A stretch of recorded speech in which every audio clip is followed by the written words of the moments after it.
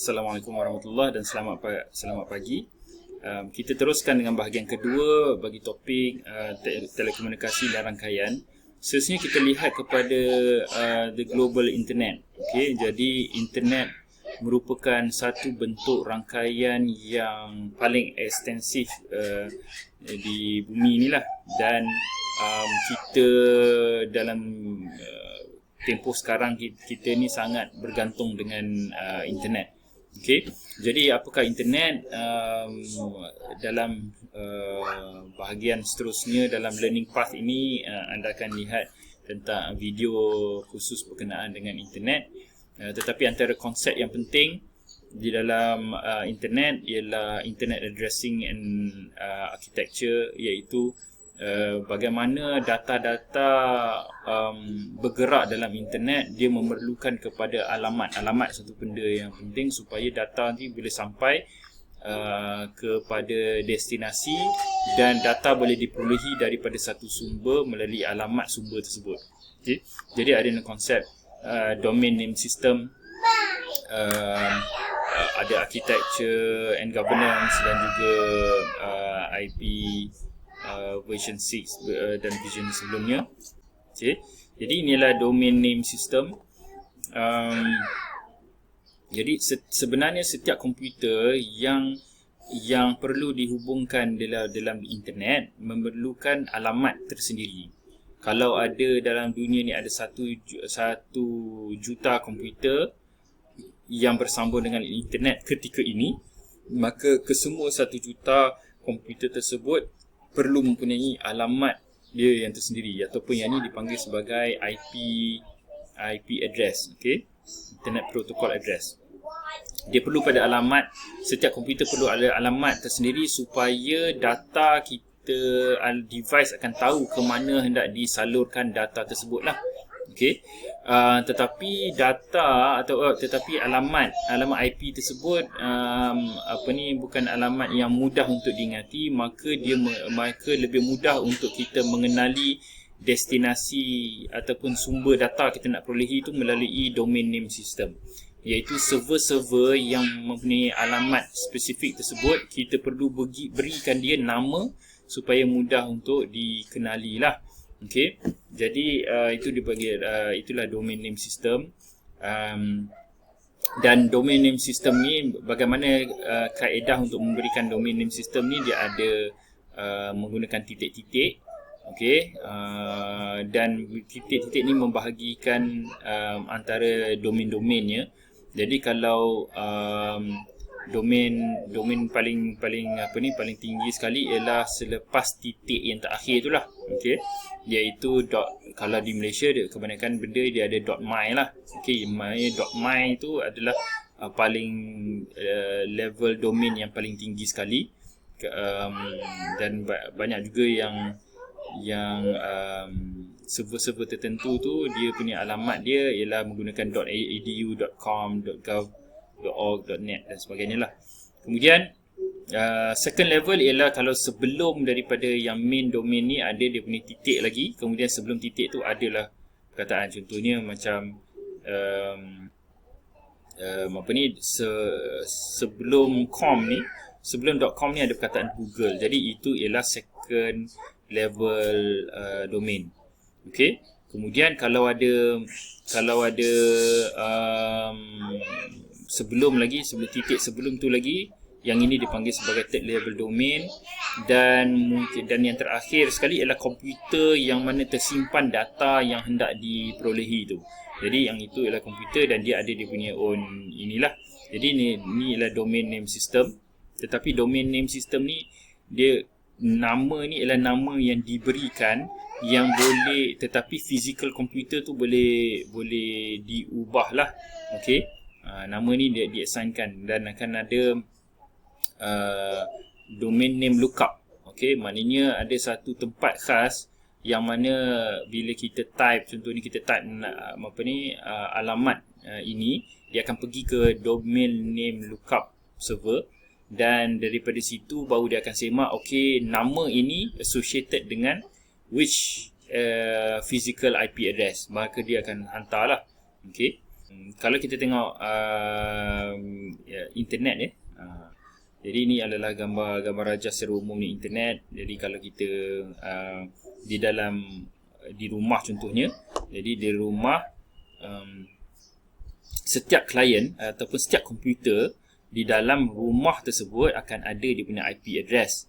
Okey, dan mungkin untuk komputer di rumah tersebut hendak dapatkan internet, dia akan melalui phone line biasa. Okey, dia melalui phone line. Kemudian dia akan sampai kepada dia punya local ISP. Okey, iaitu tak kira lah local ISP itu mungkin Maxis, mungkin KMnet kan, Unified.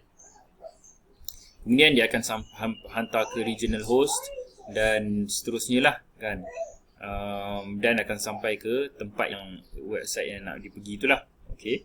Jadi di dalam contoh ni dalam organisasi, mungkin hendak daripada maklumat komputer di rumah nak akses kepada website di dalam satu NYU, New York University.edu. Maka dekat sini di dalam universiti tersebut ada dia punya own campus network dan juga komputer yang connected di dalam office. Okey, dan tapi setiap komputer ni pun akan ada dia punya IP address. Jadi ini ialah contoh ataupun gambar raja lakaran ringkas internet. Antara aplikasi internet. Jadi internet, apa yang boleh digunakan dengan internet ni kan? Dengan ada ni internet, iaitu rangkaian tidak berstruktur antara komputer-komputer seluruh dunia. Kos yang paling basic sekali ialah email. Okey. Kita boleh hantar email, kita boleh buat chatting, instant messaging. Jadi mungkin instant messaging ni termasuklah anda punya WhatsApp kan, news groups, telnet, FTP. Okey, FTP ni ialah satu bentuk cara untuk kita transfer file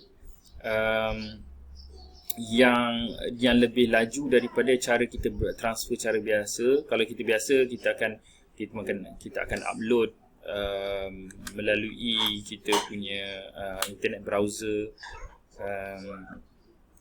Tapi dalam file transfer protocol ni dia ada cara yang lebih spesifik, dan biasanya web developers, pembangun laman web, apabila mereka ada banyak file daripada komputer mereka nak upload ke server, mereka akan gunakan file transfer protocol yang lebih secure dan lebih efektif lah.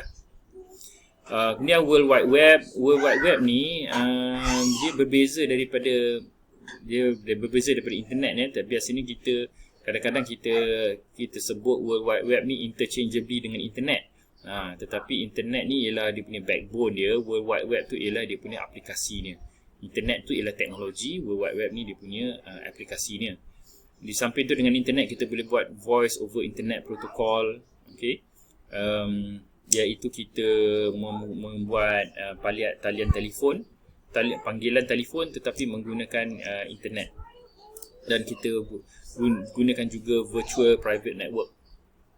So ini satu lagi gambar raja client server computing berkaitan dengan internet. Okey, jadi contohnya anda menggunakan alat anda, handphone ataupun laptop untuk akses ke SMP web contohnya, maka anda akan akses kepada internet, dan daripada internet tu akan bawa kepada server UKM, iaitu web server UKM, supaya anda boleh nampak muka hadapan website UKM. Kemudian daripada situ anda akan key in anda punya student ID dengan password. Kemudian dia akan dihantar ke application server. Application server ni akan berkomunikasi dengan database server. Database server ni akan akses maklumat anda dalam database, dan untuk semak sama ada anda punya username wujud dan sama ada password yang anda masukkan tu matching, berpadanan dengan username anda. Kemudian apabila dia kata okey, maka dia boleh akses kepada sales, production, accounting, ataupun dalam kes ni data SMP web lah, iaitu berkaitan dengan kursus dan sebagainya. Kemudian dia akan kembalikan data tersebut, dia akan kembalikan application server. Jadi application server ni boleh proses apa yang nak dibuat dengan data tu, nak update ke, nak delete ke, kan. Kemudian apabila benda tu berjaya dilakukan, dia akan pass balik information kepada web server. Web server akan pilih page yang betul untuk dipaparkan pada anda. Mungkin ada satu pop-up yang tekan update berjaya, kemas kini berjaya contohnya. Jadi page tersebut disimpan di dalam server, web server. Kemudian dan web server ni akan memberikan, memaparkan page ini, ataupun sebenarnya menghantar data page ini dan melalui internet, dan akhirnya sampai kepada komputer anda. Okay. Tadi kita sebut tentang VoIP, Voice over Internet Protocol, iaitu bagaimana telefon, bagaimana panggilan telefon dibuat melalui internet. Ini salah satu aplikasi daripada internet, iaitu mungkin anda menggunakan in fact lebih lagi sekarang ni voice video over internet protocol pun berlaku. Dia masa anda buat teleconferencing, mengikuti pembelajaran daripada subjek-subjek tertentu. Jadi contohnya satu orang user di sebalik komputer dia menyebut perkataan how are you. Kemudian daripada situ maklumat tiga perkataan ini mungkin daripada dalam bentuk tiga perkataan ini dipecahkan kepada tiga perkataan terpisah, kemudian disampaikan melalui internet. Dan bila masuk dalam internet saja, dia akan melalui komputer-komputer secara tidak berstruktur, mana apa sahaja node ataupun komputer terminal yang available, dia akan lalu server atau komputer. Dan bila dia sampai ke destinasi, walaupun dia sampai tidak mengikut susunan, tetapi dia akan dicantumkan semula dan disusun mengikut cara yang betul. Dan bila anda dengar di sebalik sini, anda akan dengar how are you macam biasa. Kemudian tak adalah pula bila dia hantar ni, dia sampai kat sini, dia hantar jadi terbalik, dia jadi you are how pula, kan. Dan bila anda balas kepada kawan anda tu, anda kata fine thank you, kan. Maka bila disampaikan melalui internet, bila dia sampai tak adalah pula dia kata jadi jadi you thank fine ke, kan. Tapi dia jadi betul fine thank you. Okay. Virtual private network. Virtual private network adalah hubungan melalui internet, tetapi kita tahu bahawa sebarang data yang melalui internet dia akan melalui pelbagai komputer, pelbagai server.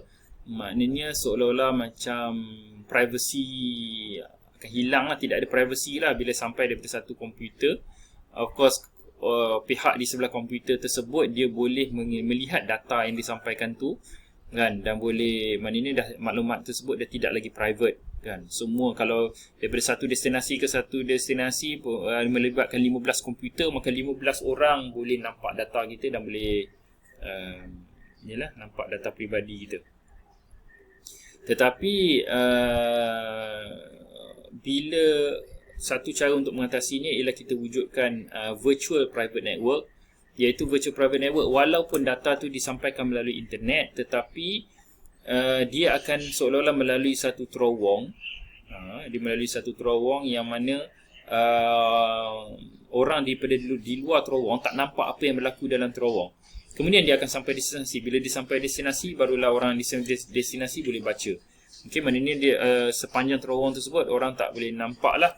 Jadi macam mana dia berfungsi, virtual private network ni dia masih melalui komputer yang kalau nak kata 15 tu dia akan lalui komputer tersebut, tetapi data yang disampaikan tu akan, dia kata kat sini dia akan wrap data tersebut, Okey, dia akan wrap, dia akan seolah-olah dia macam bungkus data tu supaya orang tak nampak apa di dalam.